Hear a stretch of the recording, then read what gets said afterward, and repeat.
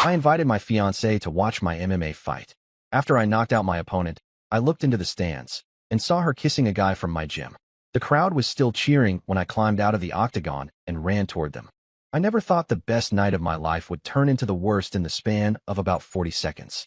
The Cascade Regional Championship was everything I had been working toward for 3 years. 3 years of waking up at 5 in the morning to run before my day job at the warehouse. 3 years of getting punched in the face by guys who outweighed me by 30 pounds. 3 years of eating plain chicken and rice while my friends posted pictures of pizza and beer. All of it led to this moment in front of 8,000 screaming fans under lights, so bright I could barely see past the first few rows. My opponent Garrett was undefeated in 12 fights and had a reputation for breaking bones. The guy was a monster, 6'2" with arms like tree trunks and a ground game that had put 7 guys in the hospital. My coach Vincent spent 6 weeks drilling me on defensive grappling because everyone knew Garrett would try to take me down and snap something. Vincent was this old-school trainer who had cornered professionals back in the 90s and knew every dirty trick in the book. He kept telling me I had the speed advantage and that Garrett got sloppy when he got tired. The locker room before the fight was chaos. My sparring partner Bryce was wrapping my hands and telling me stupid jokes to keep me loose. Felix, who handled all my grappling training, was going over the game plan for the 100th time about staying off the cage and circling left. Rosalind, my striking coach, was shadowboxing in the corner and yelling at me to trust my jab. These 3 had been with me since I was a nobody, getting knocked out in amateur shows at community centers. But the person I really wanted there was Juliet. My fiancée had missed my last 6 fights because of her job in pharmaceutical sales. She traveled constantly and worked insane hours, but she promised me she would be there tonight no matter what. I had proposed to her 4 months earlier on her birthday, and she said yes immediately. We had been together for 2 years, and I loved her more than fighting, which was saying something because fighting was my whole life. She texted me 2 hours before the fight saying she was in her seat and could not wait to watch me win. I felt invincible after reading that message. The walk to the octagon was surreal. The crowd was deafening, and the energy felt electric on my skin. I could see signs with my name on them, and people wearing shirts with my face printed on them. This was a regional show, but it was being broadcast on a streaming service and scouts from the major promotions were supposed to be watching. A win here could change everything. Garrett came out looking like he wanted to murder me. The referee gave us instructions, and I touched gloves with him even though he barely acknowledged me. The bell rang, and my vision narrowed to just him and the space between us. The first round was a nightmare. Garrett caught me with a low kick that made my leg buckle, and then he shot in for a takedown before I could recover. He got me down and immediately went for an armbar that had me screaming inside my head. I could feel the pressure building in my elbow and knew I was about 3 seconds from either tapping out or having my arm snapped. The crowd was roaring, and I could hear Vincent screaming instructions that I could not process because all I could think about was not letting my arm break. I managed to roll out of it somehow and scrambled back to my feet with about 30 seconds left in the round.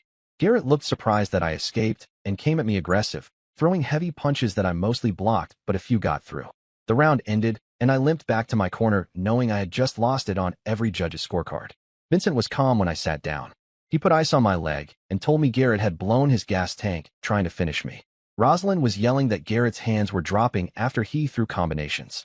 Bryce was pouring water over my head and telling me I was tougher than that guy could ever be. My arm hurt like hell, but nothing felt broken. The second round started, and I could see immediately that Vincent was right. Garrett came out throwing the same heavy shots, but they were slower and his footwork was sloppy. I started circling and popping my jab into his face every time he tried to close distance. He was getting frustrated and started lunging forward with big hooks that missed by miles. I caught him coming in with a straight right hand that snapped his head back and his eyes went glassy for a second. That was when I knew I had him. I pressed forward and threw a combination that Rosalind had drilled into me 10,000 times. Left hook to the body, right hand upstairs, left hook over the top. The last hook caught Garrett perfectly on the temple and his knees buckled. He fell face first onto the canvas and the referee jumped in waving his arms before I could follow up. The fight was over. The arena exploded. I could not hear anything except this wall of sound crashing over me. I jumped onto the cage and started screaming because 2 years of doubt and pain and sacrifice had just paid off in the most violent and beautiful way possible. The referee raised my hand and the announcer declared me the winner by knockout. Garrett was still on the ground being checked by the doctor, but he gave me a thumbs up to show he was okay. I scanned the crowd looking for Juliet. Vincent had told me before the fight that she was sitting in the VIP section that the promotion reserved for fighters' families and sponsors. My eyes adjusted to the lights, and I found the section on the far side of the arena. I saw her immediately because she was wearing the red dress I had bought her for our anniversary.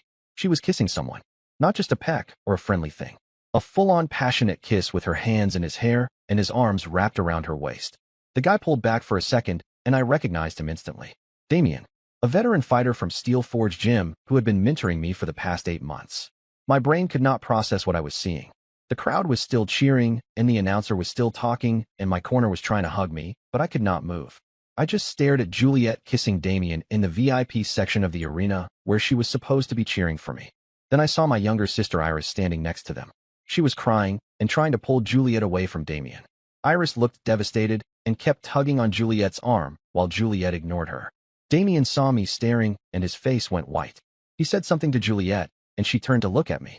Even from across the arena, I could see the moment she realized I had seen everything. I climbed out of the octagon without thinking. My legs were still shaky from the fight, and I nearly fell getting through the cage door, but Bryce caught me. Vincent was asking me what was wrong and where I was going, but I pushed past him and started walking toward the VIP section. The crowd thought I was doing a victory lap and started cheering louder. People were reaching out to touch me, and cameras were following me, but all I could see was Juliet standing frozen in that red dress. Security tried to stop me at the barrier separating the floor seats from the VIP section, but Vincent caught up and told them to let me through. He had seen what I had seen. We got to the section, and I climbed over 2 rows of seats to reach them. Juliet had tears running down her face and was trying to say something, but no words came out. Damien had his hands up like he was trying to calm down a wild animal. Iris grabbed me before I could get to them. My sister was sobbing and kept saying she was sorry over and over. She told me she had known for 3 weeks and tried to handle it quietly without ruining my fight camp. She had confronted Juliet twice, and Juliet promised both times that it was over and that she would never see Damien again. The crowd around us had gone quiet. Everyone in the VIP section was staring and pulling out their phones to record. I could see the confusion spreading through the arena as people realized something was happening that was not part of the show. Then Damien's wife Simone appeared out of nowhere. I had met her a few times at gym events, and she always seemed nice if a little reserved. She looked at Damien and Juliet, and her face transformed into something I had never seen before. Pure rage. She screamed something I could not understand and launched herself at Juliet with her hands going for her throat. Security finally responded and grabbed Simone before she could reach Juliet. More guards showed up and formed a barrier between all of us. The head of security was shouting into his radio and pointing at the exits. Juliet was hyperventilating, and Damien looked like he wanted to disappear into the floor. Iris was still holding on to me and begging me not to do anything stupid. Vincent pulled me back toward the barrier.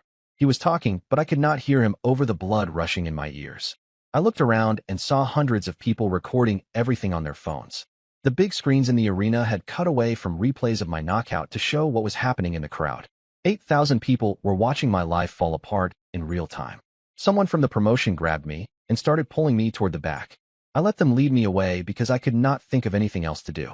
The last thing I saw before leaving the arena floor was Juliet reaching toward me and mouthing words I could not hear while security held her back. Damien had his arm around her shoulders, and that image burned into my brain harder than anything Garrett had done to me in the octagon. The medical room was freezing and too bright. A doctor started checking the cut above my eye that had opened up during the fight.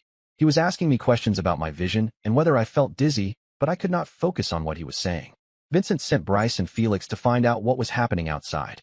Rosalind sat next to me without saying anything, and that somehow helped more than words would have. My phone started vibrating in my bag across the room. Then it started ringing continuously. Bryce came back and told me the video was already online and spreading everywhere. Felix returned with Iris, who looked destroyed. She sat down and started explaining everything she knew while I got stitched up and tried to understand how the best moment of my athletic career had turned into this. The stitches were barely finished when Vincent came back with Bryce and Felix looking like they had just witnessed a murder. Vincent closed the door to the medical room and locked it, which immediately told me this was about to get worse. I was still sitting on the examination table with an ice pack on my arm and dried blood on my chest from the cut above my eye. The doctor had left to file paperwork with the athletic commission, and it was just my team, my sister, and whatever bomb they were about to drop. Bryce spoke first. He told me that Damien had been training someone at a rival gym called Ironclad across town for the past month. Not just anyone. Juliet's ex-boyfriend Wade. I remembered Wade vaguely from when Juliet and I first started dating. She had mentioned him a few times as someone she dated in college who never really moved on. I had never met him, and Juliet always said he lived in another state and was not a factor in her life anymore. Apparently that was a lie because Wade had moved back to the area 8 months ago and had started training in mixed martial arts specifically because I was a fighter. Bryce had a friend who trained at Ironclad, who sent him photos of Wade working with Damien in private sessions. The timeline matched up perfectly with when Damien started mentoring me at Steel Forge Gym. While Damien was teaching me techniques and helping me prepare for fights, he was simultaneously training the obsessive ex-boyfriend of my fiancée at a completely different facility. Iris started crying harder when Bryce showed me the photos on his phone. She said she only found out about the affair 3 weeks ago when she borrowed Juliet's laptop to print something for work. Juliet had left her email open, and Iris saw messages between Juliet, Damien, and Wade discussing my training schedule.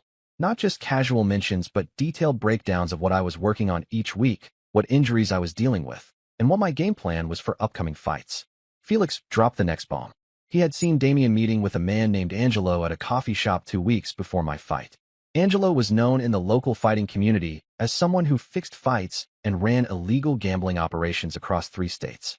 Felix did not think much of it at the time because fighters sometimes got approached by shady people and most were smart enough to turn them down. But seeing Damien with Angelo for over an hour made Felix uncomfortable enough that he mentioned it to Vincent the next day. Vincent had apparently been quietly investigating Damien ever since that conversation. He did not want to tell me during fight camp because he knew it would destroy my focus and potentially ruin the biggest opportunity of my career. Vincent had contacts in the athletic commission and had asked them to watch for unusual betting patterns on my fight. What they found was that someone had placed massive bets against me through offshore accounts in the days leading up to the fight. The kind of money that suggested inside information. Rosalind finally spoke up. She told me she had recognized Wade at one of my open training sessions 2 weeks ago. Open sessions were supposed to be for fans and media to watch fighters prepare, but she noticed Wade filming everything on his phone from multiple angles. When she approached him to ask what publication he was with, he gave her a fake name and left quickly. She got his license plate number before he drove away and ran it through a database that a friend of hers in law enforcement had access to. The car was registered to Wade at an address 15 minutes from the gym. The room felt like it was spinning. I had just fought the toughest opponent of my career with an arm that nearly got broken and won by knockout in front of the biggest crowd I had ever performed for. And now I was finding out that my fiancée, my mentor, and her psychotic ex-boyfriend had been conspiring against me for months. The pieces were coming together in a way that made me want to throw up. Vincent's phone rang, and he answered it immediately. His face went from concerned to furious in about 5 seconds. He hung up and told us that Patricia, the athletic commission coordinator, was on her way to the medical room with security footage that we needed to see immediately. She arrived 3 minutes later with a laptop and 2 security guards who positioned themselves outside the door. Patricia was a no-nonsense woman in her 50s who had been working in combat sports for decades. She set up her laptop on the counter and pulled up footage from the gym's security cameras over the past 2 months. The gym had cameras in the lobby, the main training area, and the hallways, but not in the locker rooms or offices. What she showed us was Damien letting Wade into the gym after hours on 7 different occasions over the past 6 weeks. The footage showed Wade going into the equipment room where fighters kept their training gear and personal items. He was in there for 20 to 30 minutes each time while Damien stood watch in the hallway. On one occasion, the footage caught Wade photographing documents that looked like medical records and training logs. On another visit, he was setting up a small camera in the corner of the equipment room, pointing at the area where fighters wrapped their hands and discussed strategy before training sessions. Patricia told us she had discovered something even worse. Harper, who worked as the receptionist at Steel Forge Gym, had been accessing the digital files of fighters without authorization. The gym kept records of injuries, medical clearances, and training notes in a cloud-based system that only coaches and management were supposed to access. Harper's login had been used to view my records over 40 times in the past 3 months, including the day before my fight, when she downloaded my complete medical history and training camp notes. Bryce asked the obvious question about why Harper would do that. Patricia pulled up text messages between Harper and Wade that the athletic commission had obtained through a subpoena after the arena incident went viral. The messages showed that Harper and Wade were in a romantic relationship and had been for at least 4 months. Wade had convinced Harper that I was abusing Juliet and that they needed to gather evidence to protect her. Harper believed she was helping save someone from a dangerous situation. The manipulation was insane. Wade had created an entire fictional narrative where I was the villain and he was the hero rescuing his ex-girlfriend from harm. He had weaponized Harper's access to confidential information by making her think she was doing something noble. He had probably done something similar with Damien, though we did not know what leverage he had used there yet. Felix asked if the fight itself had been compromised. Patricia said the investigation was ongoing, but preliminary analysis showed that the betting patterns suggested people knew I had an injured elbow going into the fight. That information was in my medical records that Harper had accessed. The offshore bets against me specifically predicted that Garrett would win by submission in the first round, targeting my arm. When I escaped the armbar and won by knockout instead, someone lost a lot of money. Vincent was pacing the room and looked angrier than I had ever seen him. He said that if Damien had been feeding information to gamblers, then every fighter at Steel Forge Gym was potentially compromised. Other fighters' records might have been accessed. Other training sessions might have been filmed. The integrity of the entire gym was now in question, and that could destroy the reputation he had spent 20 years building. Iris told us there was more. She pulled up emails on her phone that she had forwarded to herself from Juliet's laptop before confronting her. The emails included conversations between Juliet and Wade going back 6 months, where Wade was systematically convincing her that I was cheating on her with multiple women at the gym. He had created fake social media accounts with photos of me that were clearly doctored to make it look like I was messaging other women. He had sent Juliet screenshots of text conversations that never happened. He had built an elaborate fiction designed to turn her against me. Patricia was taking notes on everything we were telling her. She said the Athletic Commission was opening a formal investigation and that federal authorities might get involved if the gambling conspiracy was as extensive as it appeared. She suspended Harper immediately and said that Damien would be suspended pending the investigation. She also told me that I needed to secure my apartment and change all my passwords, because if Wade had been this thorough in gathering information about my fighting career, he probably had access to my personal life too. My phone was still blowing up in my bag. Bryce grabbed it and started scrolling through the messages. His face went pale, and he handed me the phone without saying anything. The video of the confrontation in the arena had over 5 million views already and was trending on every social media platform. News outlets were calling it the most dramatic post-fight moment in regional MMA history. My knockout of Garrett was almost an afterthought in the coverage. I spent that night in a hotel because I could not face going back to the apartment I shared with Juliet. Vincent paid for the room, and Bryce stayed with me to make sure I did not do anything stupid. I did not sleep at all. Every time I closed my eyes, I saw Juliet kissing Damien, or I replayed the armbar that almost ended my career, or I imagined Wade sitting in some dark room planning all of this like a psychopath. My phone kept buzzing with messages and calls from numbers I did not recognize. Reporters wanting statements. Fighters from other gyms offering support. Random people telling me they saw the video and felt sorry for me. The only call I answered was from my older brother Quincy at 6 in the morning. Quincy was a lawyer in Seattle who specialized in fraud cases, and the second he heard what happened, he got on a plane. He arrived at my hotel room at 9 with a briefcase full of documents and a look on his face that told me he had found something bad. We sat at the small table in the room while Bryce made coffee and Quincy laid out papers in front of me like he was presenting evidence to a jury. Juliet and Damien had taken out a joint loan 2 months ago for $85,000. Quincy had pulled records through contacts he had at various financial institutions and found the loan application. It used my name and forged my signature as a co-signer, even though I had never seen the paperwork. The money had been transferred to an account that Quincy traced to a shell company owned by Angelo, the fight fixer that Felix had seen Damien meeting with at the coffee shop. Quincy explained that this was a classic gambling scam. Angelo would take bets on fights and then work with people on the inside to make sure the outcomes went the way he needed them to go.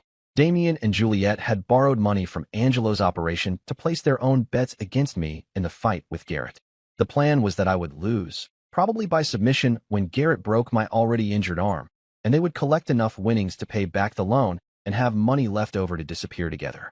But I won instead, which meant they now owed Angelo $85,000 plus whatever interest and penalties came with failing to deliver the outcome he paid for. Bryce asked why they would bet against me if Damien had been training me and knew I was good. Quincy said that was the genius of the scheme. Damien had been deliberately teaching me flawed techniques and giving me bad advice during training camp to make me vulnerable. The information that Harper accessed from my medical records showed I had a partially torn ligament in my elbow that was being managed with physical therapy and would be a weakness Garrett could exploit. Damien knew about the injury because he was my mentor and had been there when the gym doctor examined me. He fed that information to Angelo, who then structured the betting to focus on a first-round submission. My head was pounding. I asked Quincy how Juliet got involved in something this serious. He showed me bank statements that indicated Juliet had been receiving payments from Wade for 3 months before the loan happened. Small amounts at first, a few $100s here and there, but escalating to thousands in the weeks before my fight. Quincy believed Wade had been bankrolling the entire operation and using Damien as the inside man, while positioning himself as Juliet's savior from her supposedly abusive fighter boyfriend. There was a knock at the door, and Vincent came in with 3 other fighters from Steel Forge Gym. Pax was a heavyweight who had been training there for 5 years. Soren was a rising prospect in the featherweight division. Whitney was one of the few women fighting professionally out of our gym and had a reputation for being smart and observant. Vincent said they had information that I needed to hear directly from them.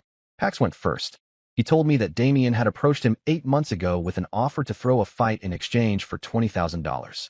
Pax refused immediately and reported it to Vincent, but there was no proof and Damien denied it when confronted. Vincent had kept a closer eye on Damien after that, but did not have enough evidence to kick him out of the gym. Now it made sense why Damien had started mentoring me around the same time. He was looking for someone else to manipulate after Pax turned him down. Soren said Damien had made a similar offer to him 6 months ago. The amount was smaller, only $10,000, but the pitch was the same. Throw a fight against a specific opponent and collect easy money. Soren also refused and told his manager, but again there was no concrete proof. His manager advised him to stay away from Damien and not train with him anymore, which Soren had done. Whitney had the most disturbing story. She said Damien never approached her about throwing fights, but she had noticed him watching her train with unusual intensity. He would film her sessions on his phone and ask detailed questions about her strategy and preparation. She thought he was just being a supportive teammate until she saw him at a bar 3 months ago meeting with her upcoming opponent's coach. They were having drinks and looking at video on a tablet that she was pretty sure showed her training footage. Her opponent knew things in that fight that should have been surprises, specific combinations and defensive reactions that Whitney had only drilled in private sessions. Vincent was furious. He said this meant Damien had been compromising fighters at Steel Forge Gym for at least 8 months and possibly longer. The gym's reputation was built on producing honest fighters who won or lost on merit, and now that entire foundation was in question. Sponsors might pull out. The Athletic Commission might investigate every fight involving anyone from the gym. Fighters might leave to train elsewhere because they could not trust that their preparation was secure. My phone rang, and it was Patricia from the Athletic Commission. She was calling to tell me that the investigation had expanded rapidly overnight. Federal agents from a task force that handled sports gambling fraud had gotten involved after seeing the viral video and the media attention. They were executing search warrants on Angelo's businesses and had already seized financial records that showed the extent of the betting conspiracy. She also said that Damien had reached out to her through a lawyer requesting a meeting because he wanted to cooperate with authorities in exchange for protection. Quincy told me to go to that meeting. He said we needed to hear what Damien knew and that his cooperation likely meant he was terrified of Angelo's people coming after him for the money he lost when I won the fight. We arranged to meet at the Athletic Commission office that afternoon with Patricia, Damien's lawyer, and federal agents who were running the gambling investigation. The meeting room was tense. Damien looked like he had aged 10 years overnight. He had a black eye and a split lip that had not been there at the fight. His lawyer was a public defender, which told me he could not afford private representation. Patricia sat at the head of the table with 2 federal agents in suits who introduced themselves, but I immediately forgot their names. Damien's lawyer explained that his client was willing to provide complete cooperation regarding the gambling conspiracy and related criminal activities in exchange for witness protection and reduced charges. Damien would not make eye contact with me. He started talking, and what came out was worse than anything Quincy had uncovered. Angelo's operation had been running for over 3 years across multiple states and had fixed dozens of fights in regional promotions. Damien had gotten involved 18 months ago when he accumulated gambling debts of his own, and Angelo offered him a way out. At first it was just providing information about other fighters, then it escalated to Damien throwing his own fights, and eventually Angelo wanted him to recruit others. Wade had approached Angelo 6 months ago with a specific proposal to target me because of his obsession with Juliet. Angelo saw an opportunity to make serious money on a rising prospect's fall and greenlit the operation. Wade had done extensive research on me and identified Juliet as the vulnerability he could exploit. He started the fake social media campaign to make her think I was cheating, then positioned himself as the friend she could confide in. Damien was brought in to get close to me at the gym and ensure the technical sabotage would work. Harper was manipulated into providing access to my medical records by being told I was dangerous. Everything was coordinated by Wade, with Angelo providing the financial backing and the gambling infrastructure. The federal agent asked Damien about the assault. Damien admitted that Angelo's enforcers had beaten him last night after the fight results came in and the bets were lost. They told him he had 1 week to come up with the money or they would kill him. That was why he was cooperating now. He was more afraid of Angelo than he was of prison. The promotion called me 3 days after the meeting with Damien. They wanted to offer me something that would normally take years to earn. A title eliminator fight on their next major card in 10 weeks. The winner would get a shot at the regional championship and almost certainly get noticed by the national promotions that were already circling after my knockout of Garrett went viral. I told them I needed time to think about it, but Vincent was already planning the training camp before I hung up the phone. Wade disappeared the day after Damien started cooperating with federal agents. His apartment was empty when authorities went to arrest him, and his car was found abandoned at a bus station 40 miles away.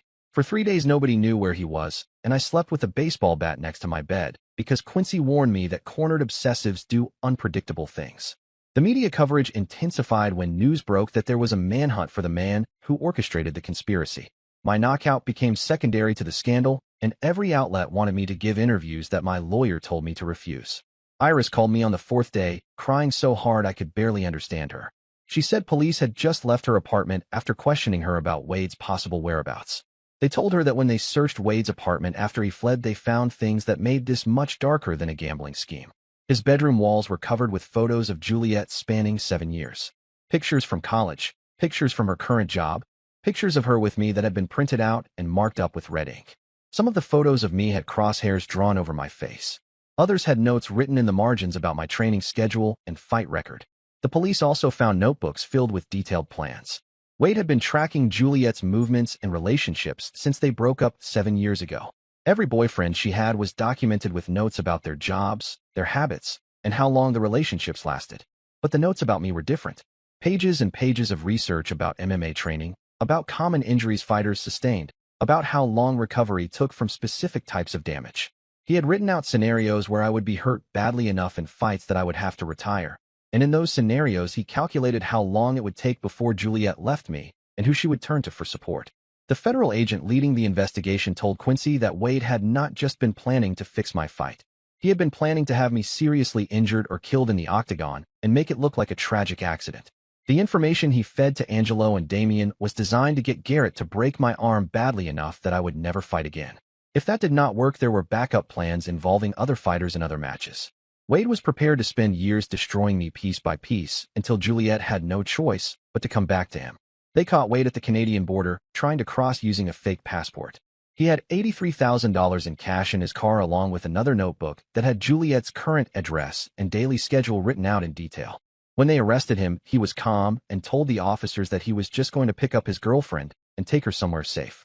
He genuinely believed that once I was out of the picture, Juliet would want to be with him. Harper took a plea deal for the medical records violations and received 18 months in federal prison.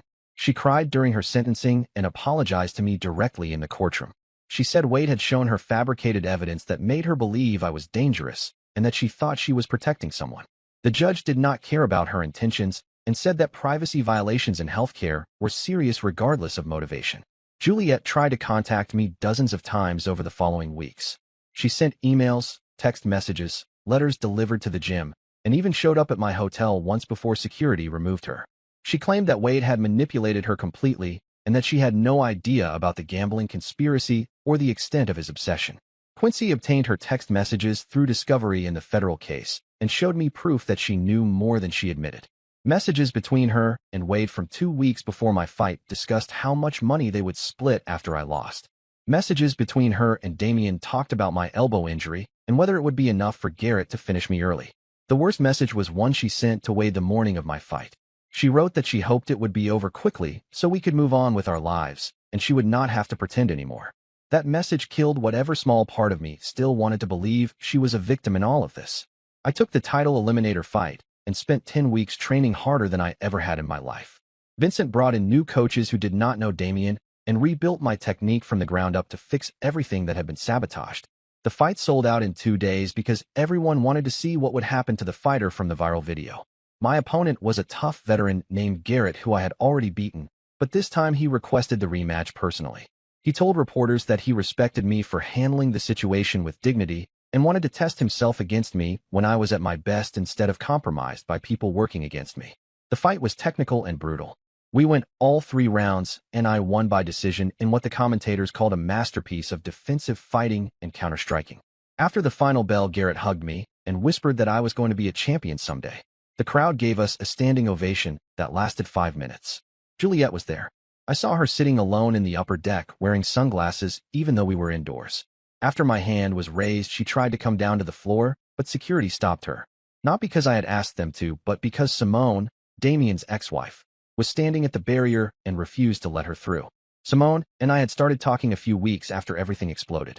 Two people who got betrayed by the same people, finding solidarity in shared trauma. It started as coffee to compare notes for the federal case, and became something more. She understood the specific pain of having someone you trusted destroy you publicly, and she did not need me to explain why I woke up angry every morning. We started dating officially a month before the title Eliminator, and she cornered me for that fight alongside Vincent. When Juliet saw Simone standing there with my team, she turned and left the arena. I never saw her again. I heard later that she moved to another state and changed her name on social media. She sent one final email 6 months later apologizing and saying she was in therapy, trying to understand how she let Wade manipulate her. I did not respond. Wade's trial happened 8 months after his arrest. He was charged with fraud, conspiracy, stalking, identity theft, and a dozen other counts related to the gambling scheme and his obsession with Juliet. Quincy made me attend so I could give a victim impact statement. I stood in front of the courtroom and told the judge that Wade had tried to destroy my career, my relationship, and possibly my life because he could not accept that someone he dated 7 years ago had moved on. The judge gave him 8 years in federal prison and a permanent restraining order preventing him from contacting Juliet or me ever again. Damien entered witness protection after testifying against Angelo and the gambling network. The federal case brought down operations in 6 states and resulted in 43 arrests. Damien sent me a letter through his lawyer 3 months after disappearing. He apologized for everything and explained that Angelo's people had threatened to hurt his family if he did not cooperate, though he admitted greed played a major role in his decisions too. He said he watched my title Eliminator fight from wherever he was hiding and that I looked better than I ever had working with him. I burned the letter after reading it. 6 months after the scandal broke, I signed a contract with a major national promotion. My first fight on the big stage was against a ranked opponent, and I won by submission in the second round. Simone was in my corner, and we celebrated afterward by getting engaged in the Octagon during the post-fight interview. The crowd went insane, and the moment trended even bigger than the original scandal video. Vincent's gym became famous for surviving the integrity crisis. Membership tripled after he kicked out everyone connected to Damien and implemented new security protocols. He started a program teaching young fighters about the dangers of gambling corruption and invited me to speak at seminars about recognizing manipulation. Steel Forge Gym became known as the place that produced honest fighters who would rather lose clean than win dirty. I fought my way into the top 10 rankings over the next year. Every victory felt like erasing another piece of what Wade and Damien tried to do to me. Simone traveled to every fight, and we got married in a small ceremony, with just our families and my team from the gym. She understood the violence and sacrifice in ways Juliet never did, because she had lived through her own version of betrayal and came out stronger. A year after everything happened, I was warming up backstage before defending my regional title when I ran into Garrett. He was fighting on the same card, and we talked for a few minutes about training and upcoming opponents. He told me that the rematch we had was the best fight of his career and that he was glad everything worked out for me. We shook hands, and I realized that the night I thought ruined my life actually saved it by removing every toxic person and forcing me to rebuild from scratch. The title defense went perfectly. I won by knockout in the first round, and afterward, I used the microphone to thank everyone who supported me through the worst period of my life. I talked about how betrayal can either destroy you or become fuel for something greater. I mentioned Vincent and my team and Simone and even Iris, who had tried to protect me despite being just as hurt by everything. I did not mention Juliet or Wade or Damien because they did not deserve space in my moment of triumph. 2 years after the viral video, I was ranked 5th nationally and headlining shows that sold out arenas 10 times bigger than the one where everything fell apart. Simone was pregnant with our first child, and we bought a house near the gym so I could walk to training. Vincent threw me a party when the rankings came out, and every fighter from Steel Forge showed up to celebrate. The gym that almost died from scandal was now producing championship-level talent and turning away applicants because we had more demand than space. I never forgot what Wade tried to do. The notebooks full of plans to destroy me. The years of obsessive stalking. The manipulation of everyone around me to orchestrate my downfall. But I also never let it define me. I took the worst betrayal imaginable and turned it into motivation that carried me further than I ever would have gone without it. The night Juliet kissed Damien in front of 8,000 people was supposed to be my destruction. Instead, it became the beginning of everything I had actually been working toward all along. Don't know. or, something like Mhm. that. But I think just, you know, really trying to figure out how to make the system work for me. And it was one of the first things that I actually negotiated for myself.